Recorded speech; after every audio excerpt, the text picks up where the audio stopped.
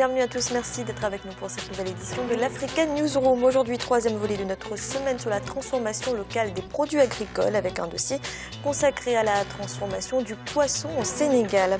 Au programme également de cette émission, 7 ans de prison requis contre l'ex-ministre sénégalais Karim Wade. Et en Libye, l'anniversaire de la révolution, 4 ans après l'insurrection populaire. Le pays est désormais proche du chaos. Et enfin, en troisième partie, nous nous intéresserons à la question des enfants soldats, notamment au Sud-Soudan. Et pour nous accompagner pendant cette émission, nos éditorialistes, Daouda Tal, bienvenue. Bonsoir Fanny, bonsoir à tout le monde. Et Malik Achar, bienvenue. Bonsoir Fanny. Tout de suite, l'actualité du jour.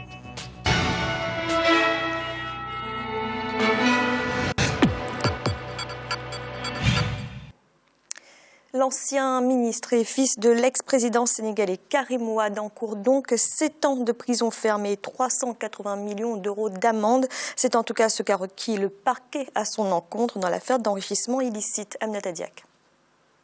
Au Sénégal, la réquisition du procureur contre Karim Wade est connue. Après plus de 6 mois d'audience, la Cour de répression de l'enrichissement illicite chargée de juger le fils de l'ancien président Abdoulaye Wade a requis 7 ans de prison ferme et plus de 380 millions d'euros d'amende contre le prévenu. En outre, le magistrat a réclamé la confiscation de ses biens et l'application de l'article 34 du Code pénal sénégalais qui prévoit une interdiction de droits civiques d'un prévenu condamné. Nous avons démontré que Karim Wade était au cœur de tout ce qui se faisait. C'était lui le cerveau qui avait les informations privilégiées et précises, qui utilisait ses amis comme une toile d'araignée pour pouvoir envahir tous les secteurs de la vie économique du Sénégal.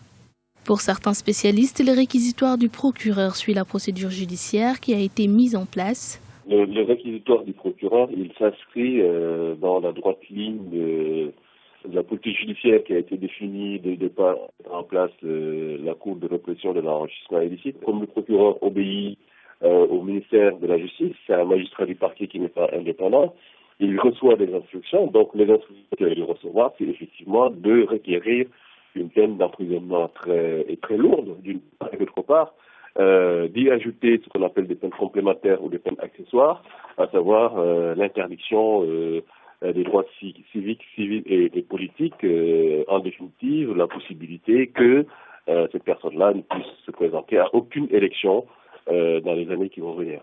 Pour Bibo Bourgi et Mamadou Pouy, les co-accusés de Karim Wade, le procureur réclame 6 ans d'emprisonnement et 10 ans pour les 4 prévenus en fuite. Le parquet demande également 250 milliards de francs CFA d'amende pour presque chaque co-accusé. Après le réquisitoire ce mardi, l'audience se poursuit ce mercredi 18 février avec les plaidoiries de la défense. Daouda, que vous inspire cette réquisition contre Karim Wade ? Alors Fanny, je pense que c'est le procureur qui propose cette peine, on va dire. Mais je pense que c'est important de revenir un petit peu en arrière sur justement cette cour de répression de l'enrichissement illicite qui existe en fait depuis 1981. Qui a été réactivé par le président Macky Sall pour lutter contre tout ce qu'on peut appeler bien mal acquis. Et ça permet aussi de revenir sur ce procès un petit peu parce que c'est un procès à multiples rebondissements. Il y a eu le boycott des avocats de la défense, de Karim Wade en tout cas. Qui continue d'ailleurs. Il y a eu aussi, pendant la procédure, le procureur qui avait commencé à instruire le dossier a été, entre guillemets, limogé et remplacé. Donc tout ça fait que ça a quand même un petit peu manqué de sérénité, je pense. Maintenant, moi, je ne peux pas situer les responsabilités d'un côté ou de l'autre. Mais en tous les cas, je pense que le procès aurait été plus serein avant qu'on en arrive à une... En tout cas, à la proposition du procureur qui requiert donc cette peine à l'encontre de Karim Wade. Toujours est-il que il faudra attendre un petit peu parce que là, il y a les plaidoiries. Mais ça semble déjà, je pense que quand on entend les commentaires, ça semble déjà être fait pour Karim Wade. Hein. Maintenant, moi, ce que je dis, la condamnation, je pense qu'il ne peut pas y échapper apparemment. Moi, ce que je dis, c'est que la justice doit être rendue dans la sérénité. S'il est coupable de détournement de biens mal acquis, il faut qu'il soit condamné. S'il ne l'est pas, il faut que le droit soit dit et qu'il soit libéré. Malik Daouda parlait de la stratégie de boycott des avocats de Karim Wade. Est-ce que finalement cette stratégie s'est retournée contre leurs clients ? Moi, je pense tout d'abord que ce procès a quand même une tonalité de procès politique, sans être négatif et sans remettre en cause l'indépendance de la justice sénégalaise. Parce qu'on sait que la cour qui est chargée de répression contre l'enrichissement illicite, qui est chargée de juger M. Wade, Karim Wade, est critiquée par beaucoup d'ONG, et notamment par la Fédération internationale des droits de l'homme. Et je pense que c'est la seule stratégie qu'ont les avocats, de boycotter les séances, parce que pour essayer de faire parler de ce procès, essayer d'externaliser un peu le procès, pour pas que ça soit un procès qui se situe justement au Sénégal, mais que le monde s'intéresse un peu à ce procès. Donc je pense que la stratégie est bonne, et malheureusement mettre dans la balance la privation des droits civiques de Karim Wade me paraît quand même une sanction lourde. Daouda, est-ce que ce procès de Karim Wade va peser sur les prochaines élections au Sénégal ? Il y a de fortes chances. Déjà, ça pèse déjà, Fanny, sur le climat politique sénégalais, parce qu'on a vu son père, ancien président Abdoulaye Wade, donc prendre sa défense finalement. Il a été hors du jeu, hors de ce procès pendant un bon moment. Maintenant, quand il a vu que le procès avançait et qu'il y avait quelques soucis, il a quand même fait appel à son parti au sein d'une coalition et aux gens qui lui sont fidèles pour marcher, etc. Bon, dans le fond, il y a aussi l'affaire Karim Wade dans tout ça. Maintenant, bon, pour revenir à votre question, je pense que s'il est condamné, bien avant les élections de 2017. Et surtout la privation des droits civiques, c'est ça qui est en jeu. Oui, mais déjà, s'il est condamné, le climat politique ne sera pas apaisé d'ici là, je pense. Mais la privation des droits civiques, je pense que si vraiment il est coupable et qu'il a détourné des deniers publics, moi, ça ne me choque pas qu'il soit privé. On peut pas laisser à quelqu'un qui vraiment est coupable d'avoir détourné des biens publics qui étaient à la base au profit de la population, de lui redonner un mandat. Parce que bon, là on parle de fonds publics. Maintenant, il faut être prudent. Moi, je ne dis pas qu'il est coupable ou pas. Attendons de voir ce qui va se passer. Malik, est-ce qu'une condamnation qui suivrait la réquisition du parquet serait de nature à soulever des tensions dans le pays ? Je pense que oui. Je pense que Karim Wade a quand même une base électorale assez importante au Sénégal. Je ne suis pas un spécialiste de cette question-là, mais il n'y a qu'à voir les rassemblements qui drainent une foule nombreuse autour de sa personnalité. Et je pense, c'est pour ça que j'en reviens toujours à la connotation politique du procès. Faut savoir aussi que la cour qui est chargée de juger Karim Wade n'a pas respecter les procédures qui sont en conformité avec la charte de la CEDEAO. Il y a des paramètres qui, quand même, sont des zones d'ombre et qui me laissent perplexe par rapport à ce procès. Daouda, une question. Est-ce qu'une telle sanction est de nature à décourager d'autres personnes d'éventuelles pratiques similaires ? Complètement. Complètement, Fanny, et je pense que c'est même ça le but du président Macky Sall. Il avait annoncé la couleur, c'est de dire plus personne ne peut détourner des deniers publics. Et l'impunité, c'est fini à ce niveau-là. Moi, j'encourage ce type de politique. Et je pense que même l'opposition, le camp d'Abdoulaye Wade, encourage ce type de politique. On ne peut pas faire autrement. Voilà, maintenant, sur le cas précis de Karim Wade, on est passé de 694 milliards qu'on lui a demandé de justifier à 117 milliards. Il y a eu, je ne vais pas refaire l'historique, etc. En tout cas, la somme qui lui avait été reprochée au départ a bien fondu. L'enrichissement illicite en France a été finalement une piste qui s'est évanouie, parce qu'au départ c'était ça aussi, c'était l'enrichissement illicite des biens mal acquis en France. Mais l'enrichissement illicite, c'est ce qui est reproché toujours, oui, toujours, même si la somme a baissé. Mais les biens mal acquis rentrent en compte dans cet enrichissement. Alors, Daouda, terminé. Voilà, les biens mal acquis, c'est tout ça. C'est, si vous voulez, c'est une histoire de société, d'écran, etc. Tout ça, on peut l'appeler des biens mal acquis. C'est pas forcément que de l'argent. Mais en tout cas, Fanny, moi je pense qu'il faut aller dans la sérénité. Je pense que les Sénégalais sont capables de juger si le droit a été dit de façon impartiale ou pas. C'est tout l'enjeu. Plus de détournement de deniers publics au Sénégal et comme dans n'importe quel autre pays, ça, tous les Africains doivent lutter contre. Maintenant, il faut respecter les principes de la défense et aller vers un procès équitable, une sentence en tout cas qui peut être acceptée par l'ensemble de la classe politique. Malik, est-ce que vous êtes d'accord sur l'efficacité de telles sanctions ?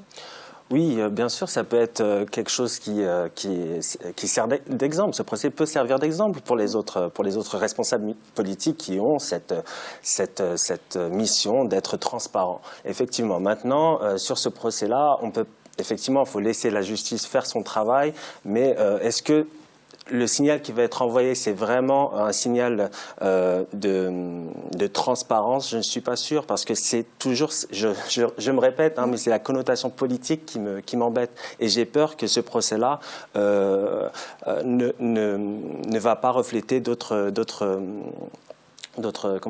signaux, ne va pas renvoyer d'autres signaux. J'ai peur que le politique prenne le dessus sur les valeurs qui prétendent être dites par la justice. Merci messieurs. Dans l'actualité également, c'est un triste anniversaire qu'a connu la Libye en ce 17 février, 4 ans jour pour jour après le début du soulèvement populaire qui a mené à la chute de l'ancien dirigeant Mouammar Kadhafi. Les souhaits de la population n'ont pas été réalisés. Bien pire, le pays est aujourd'hui au bord du chaos. Idolette Mirabel-Bissou. Dans les rues de Tripoli, les Libyens veulent marquer à leur manière le 4e anniversaire de l'insurrection. Le 17 février 2011, qui a mis fin aux 42 ans de règne de Mouammar Kadhafi, est un moment historique pour les populations. Les Libyens appellent à une stabilité politique dans le pays pour honorer la mémoire des martyrs de la Révolution.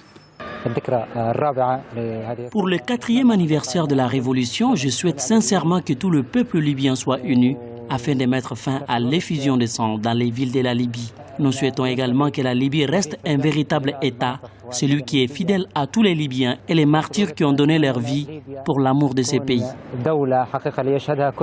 Dans un climat d'incertitude, le pays est marqué par une profonde crise politique. Aucun programme officiel n'est prévu pour cet anniversaire de la Révolution, mais des célébrations spontanées sont organisées depuis le 14 février dans plusieurs villes, notamment à Benghazi où avait eu lieu la première manifestation contre le régime le 15 février 2011. Cet anniversaire signifie beaucoup pour nous, parce que c'était notre rêve. Le chaos d'aujourd'hui en Libye n'a rien à voir avec les soulèvements du 17 février. La révolution du 17 février est une grande révolution. C'est une révolution des martyrs contre l'injustice. Ce qui se passe maintenant jette le discrédit sur la révolution du 17 février. 4 ans après le renversement de Mouammar Kadhafi, la Libye est toujours déchirée par des conflits. Avec 2 gouvernements et parlements alliés à des factions armées qui se disputent le pouvoir, le pays traverse une crise politique qui inquiète les populations et interpelle la communauté internationale. Malik, faut-il une nouvelle intervention internationale en Libye, comme le demandent certains pays comme l'Égypte? J'ai bien peur qu'on soit obligé de le faire. Enfin, l'Égypte est intervenue en riposte aux Coptes, aux Égyptiens, Coptes ou pas. L'essentiel, on ne va pas se figer sur la religion. 21 Égyptiens, je crois, ont été assassinés en Libye et l'Égypte n'avait que cette réponse-là. Maintenant, il faut que ça soit une réponse coordonnée. Et je pense que les acteurs de la région, les grands acteurs, les grandes puissances, l'Égypte en première ligne et l'Algérie doivent se concerter pour essayer de remettre de l'ordre au sein de la Libye, notamment sur le plan sécuritaire, parce que j'ai peur qu'il y ait une régionalisation du conflit. Ça, c'est très important. Maintenant, il faut que cette opération soit faite sous l'égide de la communauté internationale et avec son appui. Ça, c'est très important parce que l'OTAN est arrivée pour les raisons que l'on sait et s'est retirée rapidement et laissant la Libye un peu dans le chaos. Je pense qu'il faut reprendre la main. L'OTAN n'avait pas terminé son travail. L'OTAN n'a pas terminé son travail et a facilité l'émergence de milices et qui ont déstabilisé, qui déstabilisent toujours la Libye. Et ça, je pense qu'on est obligé d'avoir une intervention militaire. La Libye est devenue un véritable hub pour les terroristes qui, malheureusement, sont très mobiles et peuvent produire des attaques en Égypte, en Algérie, au Mali. Et je pense que c'est inévitable, effectivement. Daouda, sur ce plateau, il y a encore quelques semaines, on ne parlait que de solutions politiques. Alors maintenant, à côté de l'aspect guerre civile avec les rivalités entre milices, il y a l'État islamique qui s'est rajouté. Est-ce qu'on peut toujours parler uniquement de solutions politiques? Non, je ne crois pas. Parce que effectivement, les négociations qui ont été ouvertes récemment à Genève semblaient être bien parties. Hein. Bon, même si on n'en attendait pas vraiment une issue politique définitive. La question, c'était déjà d'arriver à ce que les gens puissent parler, les groupes armés et tout ça. Parce que bon, quand vous avez deux parlements, deux gouvernements, un à Tobruk, un à Tripoli, c'est quand même un problème. Maintenant, je pense que pour revenir sur votre question, à mon avis, la solution, elle ne peut pas être que politique, puisque les groupes armés ne s'entendent pas entre eux. Si vous avez un gouvernement ou un pouvoir et un seul groupe armé en face, un seul opposant, en tout cas un groupe opposant, il est possible de négocier, éventuellement. Par contre, là, on peut garder l'espoir, mais c'est très compliqué, puisque c'est des groupes qui sont divers. Maintenant, une intervention militaire, moi, j'en suis pas forcément favorable tout de suite, en tout cas. Il faudrait dessiner un couloir de résolution politique d'abord, et maintenant, les groupes qui ne veulent pas se rallier à ça, peut-être éventuellement, on peut combattre ces petites poches de résistance. Mais on a bien vu comment ça s'est passé, hein. L'OTAN est intervenu. Alors vous dites pas maintenant, mais en même temps la menace fait de plus en plus pressante. Oui, mais Fanny, le problème c'est que on le voit quand l'OTAN est intervenu en Libye, ce chaos-là, moi je pense que je suis pas forcément pro-Kadhafi, mais je pense que bon, déjà le pays était plus stable quand il y avait Kadhafi. Bon, maintenant, les choses sont faites, et tant mieux si on va vers une démocratie, mais il ne faut pas intervenir n'importe comment, parce que après, de toute façon, c'est difficile à combattre. Hein. Maintenant, s'il y a une issue politique, en tout cas un espoir de résolution politique, à ce moment-là, tous les groupes qui ne veulent pas se ranger derrière ça, ils peuvent être combattus éventuellement. Voilà. C'est ce que je pense. Merci messieurs. Nous allons marquer une courte pause. En instant, la deuxième partie de l'Africa Newsroom. À tout de suite.